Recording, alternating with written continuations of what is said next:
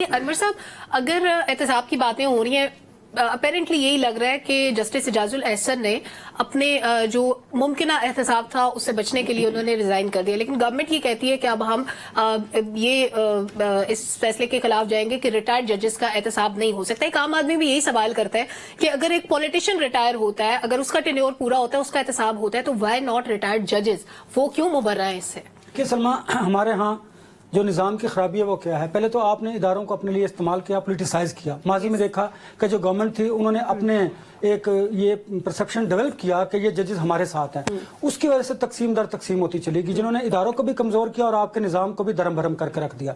अब आप देख रहे हैं कि ये जो जजेस जिन्होंने जस्टिस मुज़ाहिर नकवी और जस्टिस इजाजुल एहसन ने जो रिजाइन किया, ये इस तरह नहीं किया। इसके पीछे भी कोई ना कोई मकसद जरूर है। वो क्या है शायद हम खुलकर बात ना कर सकें, लेकिन अब इनके जाने का मतलब ये है कि आप देखिए कि अब आम लोग ये कहते हैं कि इस इलेक्शन पर असरअंदाज होने के लिए फिर अदलिया को इस्तेमाल किया जा रहा है। देखिए ये भी एक परसेप्शन डेवलप होता जा रहा है। फिर आप जिस बयानिए की बात करते हैं कि जो पाकिस्तान तहरीक इंसाफ लेकर चलती है, आप रियासत अपनी कमजोरी की वजह से उनको एक बयानिया दे देते हैं जिसकी वजह से सोशल मीडिया पे एक हाइप क्रिएट हो जाती है। असल में अगर आप गलत काम भी कर रहे हैं वो तो फिर उसका प्रोपेगेंडा तो भरपूर तरीके से किया जाता है। अगर आप कुछ जेन्युइन काम कर रहे होते हैं तो फिर भी एक मौका उनको मिल जाता है ऐसे लोगों को कि वो आपको इदारों को तनकीद का निशाना बनाएं।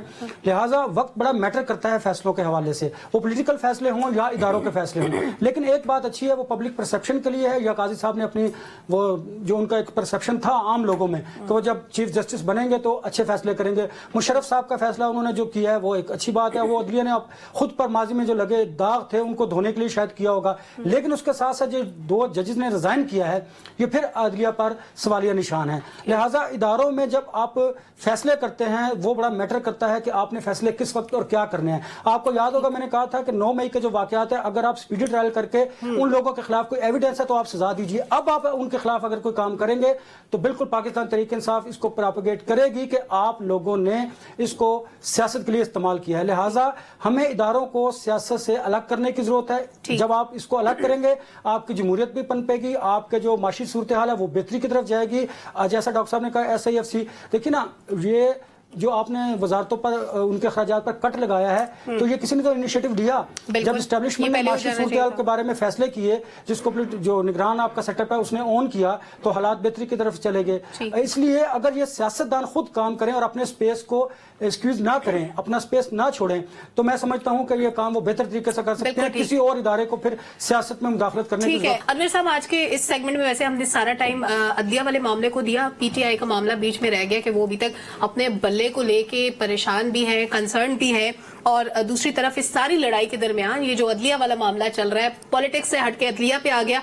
आम आदमी के मसाइल, उनके केसेस जूं के तू हैं, आम आदमी के केसेस लगते ही नहीं है। या तो सियासी जमातों की लड़ाइयां चलती रहती हैं, इलेक्शन कमीशन में लोग चले जाते हैं, इलेक्शन कमीशन से मामला अदालतों में जाते हैं। अल्टीमेटली आम बंदे का जायदाद का केस है, मर्डर का केस है या तलाक का केस है, कुछ भी है वो पेंडिंग रहता है। अनवर, एक जुमला कहूंगा आपने सवाल मुझसे ओरिजिनली पूछा था। आज की सारी प्रोसीडिंग देखने के बाद मेरा अपना तासुर है कि शायद बल्ले का निशान इतनी आसानी से उनको नहीं मिलेगा वापस। अच्छा सलमान, देखे ना, मैं आप मरात जो डेवलप कंट्रीज है उनकी अमेरिका और बरतानिया की बात करते हैं, लेकिन यहाँ पर निजाम जो है उनका आप अडॉप्ट करने को तैयार नहीं। निजाम आप चाहते हैं यही निजाम वही है ना, टैक्स देते हैं, हमें बदले में फैसिलिटीज नहीं मिलती। नहीं, देखे ना, हमारे यहाँ बुनियादी जो हमारा निजाम है ना, उसमें जो खामियां उनको दूर करने की जरूरत है। वो सिर्फ जुडिशरी में नहीं है, वो पुलिस में भी है, वो हम में भी है, हर जगह पर है। हमें बुनियादी निजाम को तब्दील करने की जरूरत है आहिस्ता आहिस्ता। उसकी एग्जाम्पल मैं आपको एक देता हूँ। आप मोटरवे पे 120 से ऊपर जाए ना, खुद भी नहीं जाती ना मैं जाता हूँ, इसलिए कि हमें पता है कि लॉ इंप्लीमेंटेशन है, वहां पर आपको वहां पर जुर्माना देना पड़ेगा। 6 दफा जुर्माना आपको हो चुका, मुझे पता है। अगर आप GT रोड पे जाए, GT रोड पे आप वो वायलेशन जरूर करते हैं और आपका ये माइंड सेट है। हमें इस माइंड सेट को तब्दील करने की जरूरत है। वो तालीम के जरिए होगा। एक बात, जो तालीम याफ्ता लोग हैं वो भी अल्लाह के फजल से लॉ पर अमल दरामद नहीं करते, बड़े बड़े लोग हैं, ताकत का नशे ऐसा होता है। दूसरी बात जो आपने सवाल किया, देखिए आम आदमी का मसला वहीं का वहीं रहेगा। उसकी वजह क्या, जब इस मुल्क में आमिर आए उस वक्त भी आपने देखा कि आम आदमी ने सफर किया। जमहूरियत के दौर में आपने देखा कि तमाम पॉलिटिकल पार्टीज अपना कंधा देती हैं एस्टेब्लिशमेंट को कि इस जमात को नीचे कीजिए, हमें इक़्तिदार में ले आइए।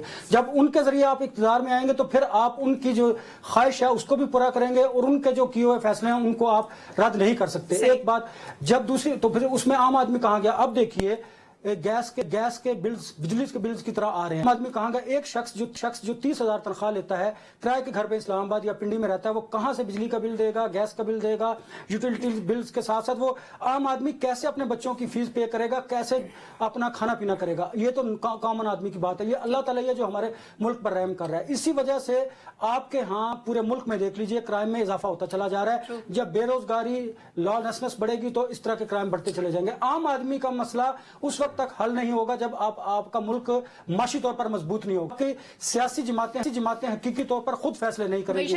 आप एक दूसरे को नीचा दिखाने के लिए किसी और सहारा लेंगे तो फिर हालात जूं के तू लॉलेसनेस बढ़ेगी और क्राइम में इजाफा होगा और आम आदमी के मसाइल ऐसे के ऐसे रहेंगे। बिल्कुल।